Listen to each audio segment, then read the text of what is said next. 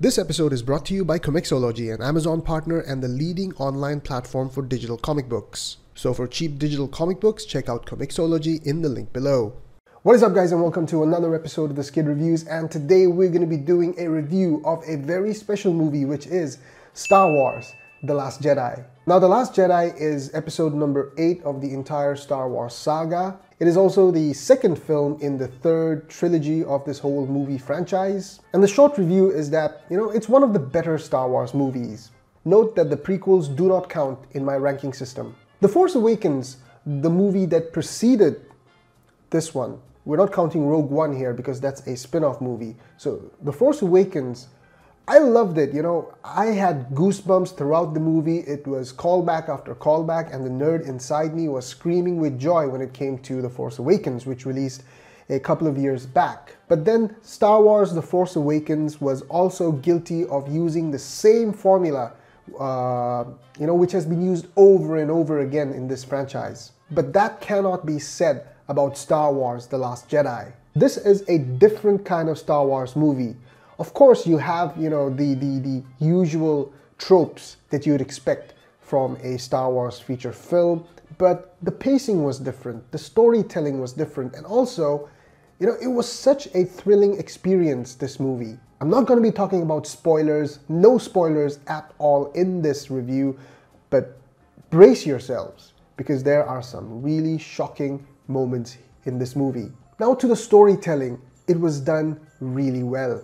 Generally speaking, the Star Wars theme, the general big theme of this whole franchise, of this whole saga, is very simple. It's good versus evil, and it's the quest towards achieving a balance between the light side of the Force and the dark side of the Force. And that worked very well in all the movies, even the prequels. However, this movie, like no other Star Wars movie, focused on this theme and explored it even deeper. This was the movie that explained how significant the rebellion was and what the rebellion meant to the people in the Star Wars universe, in the galaxy. The entire message of the movie, which is summed up very well towards the end. I'm not going to spoil you guys with any particular scene, but there are a few scenes and there are a few voiceover moments in the movie that sums up what the rebellion is and what Star Wars really is about in the most beautiful of ways. And when this movie ended with that message, I had tears in my eyes, man. I really did.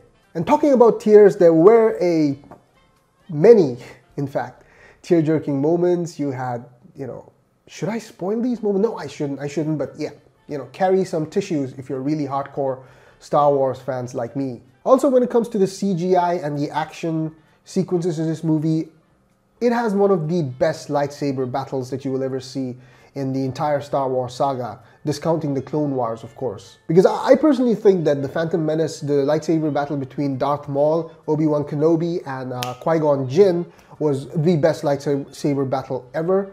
But this movie has a close second to that particular fight scene. Overall, this was a really great movie. I had a lot of fun. Of course, there were problems. The editing, I found it a little bit too choppy at certain sections. Some of the scene transitions from one scene to another were not done quite well, I thought. And there were some characters, like, I'm still not sold on Kylo Ren as, the ultimate villain in this latest trilogy of the Star Wars saga. I am yet to fear him, to feel the dread that I felt when I first saw Darth Vader. But then the question that's on everyone's mind, the reviews have been really great, the early reviews, and many people are calling it the best Star Wars movie ever, or, the best Star Wars movie after Empire Strikes Back. All hail Empire Strikes Back. For me, it's not the best Star Wars movie, but it's one of the better ones. Now, enough jibber jabber, let's get into the proper review of Star Wars: The Last Jedi. When Star Wars: The Force Awakens hit theaters 2 years ago, my reaction to it, like that of many people, had two distinct phases. Initial elation, it erased all signs of the prequels, and later mild disappointment at the over-reliance on nostalgia and recycling from the first trilogy. This was always going to be a tricky balance, long-awaited fan fulfillment versus something genuinely fresh. Well, writer and director Rian Johnson's Star Wars: The Last Jedi tweaks the callbacks to our nostalgia far more cunningly than his predecessor J.J. Abrams. He flips their sequences, he toys with their meaning, and in the movie's most crucial scene, he sets up certain expectations and then confounds them. We left the last movie as Rey, played by Daisy Ridley, is in the act of handing over a lightsaber to the haunted and monkish figure of Luke Skywalker himself, played of course by a poignantly grizzled Mark Hamill, a handing back of the baton moment of inspired paradox. No spoilers obviously, but what Luke says and does first at the beginning of this film is startlingly unexpected, an upending of the tonal apple cart that signals writer-director Rian Johnson's determination to wrest the lightsaber away from J.J. Abrams and put his own mark on the project. Rey must now ponder her own future and vocation, and as for Luke, he has to reassess what the third act of his life now means. Hamill comes into his own here with a very intelligent and sympathetic portrayal of his great character. Luke is now part Prospero, part Achilles. He is potentially the great magician or a teacher on this remote island. But might he not also be sulking in his tent, reluctant to help, for reasons apparently connected with his catastrophically failed mentorship of Kylo Ren, but perhaps for other, more complex reasons? Which brings us to Kylo Ren himself, who is superbly played by Adam Driver. He is now a wounded, damaged figure, and he insinuates himself like a sensually predatory character. While Driver's performance is brilliant, I am yet to be sold on him emanating the same kind of dread that Darth Vader instilled in me when I first saw him. Meanwhile, General Leia, played by the late Carrie Fisher, is commanding and elegant. I will not go into detail regarding his character portrayal, but rest assured that The Last Jedi handles the real-life passing of our favorite princess with honor and dignity. Meanwhile, romantic hothead pilot Poe Dameron, played by Oscar Isaac, is on the point as well, and perfectly carries the baton of the scruffy-looking nerf herder from Han Solo. Finn, played by John Boyega, also delivers an excellent performance, and a muscular performance with brilliant subtleties in his character. Does the movie, like its predecessor, rely on similar tropes a bit more than it should? Yes, I think it does.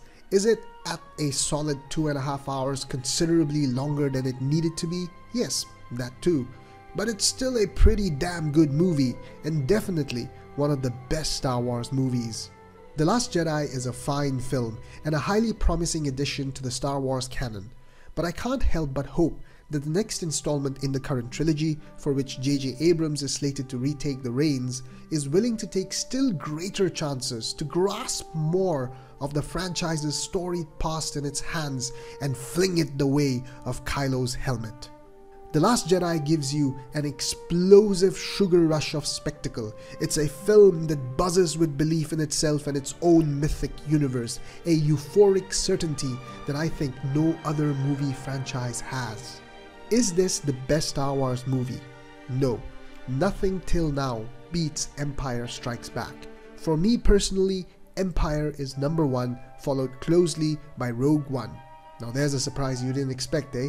But I'm gonna be bold here and say that The Last Jedi will go down as that Star Wars movie that chose to do it differently, that chose to push the boundaries and open a galaxy of storytelling opportunities for the best cinematic science fiction saga ever. So there you go, that was a review of Star Wars: The Last Jedi. What did you guys think about this movie? Let us know in the comments below. And as always, if you want to see more content, please do leave a like, and perhaps you can consider subscribing to our channel. It's free, it takes only a second, and it helps us out a lot. So until next time, may the Force be with you.